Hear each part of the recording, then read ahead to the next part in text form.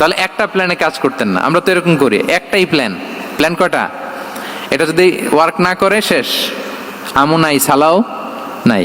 কিন্তু রাসূলুল্লাহ সাল্লাল্লাহু আলাইহি ওয়া আলিহি ওয়াসাল্লামের প্ল্যান এ ছিল, প্ল্যান বি ছিল, প্ল্যান সি ছিল। প্ল্যান এ ওয়ার্ক না করলে প্ল্যান বিতে যেতেন, বি ওয়ার্ক না করলে সিতে যেতেন। এইভাবে তিনি কাজ করতেন। তাহলে এটা হচ্ছে বেসিকলি ভিশন ওরিয়েন্টেড মাইন্ডসেটের অধিকারী যারা, তারা এটা করে, যারা ফিউচারকে অ্যান্টিসিপেট করতে পারে, আগাম অনুভব করতে পারে যে কি হতে পারে সামনে।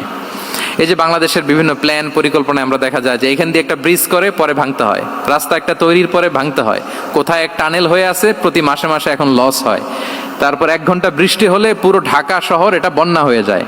এগুলো হচ্ছে একাধিক প্ল্যান না থাকা, ভিশনারি অ্যাটিটিউডের অধিকারী না হওয়ার কারণে এই ঝামেলাগুলো আমাদের হচ্ছে। তো প্রফেটিক সিরার এই প্রফেটিক মাইন্ডসেট থেকে আমাদের নেয়ার বিষয় হচ্ছে এটা, যে আমাদেরকে ভিশনারি অ্যাটিটিউডের হতে হবে। রাসূল সাল্লাল্লাহু আলাইহি ওয়াসাল্লাম ভিশন ওরিয়েন্টেড মেন্টালিটির ছিলেন।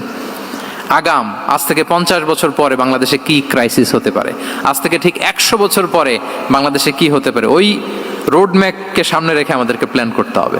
এটাকে বলে ভিশন ওরিয়েন্টেড মাইন্ডসেটের অধিকারী হওয়া।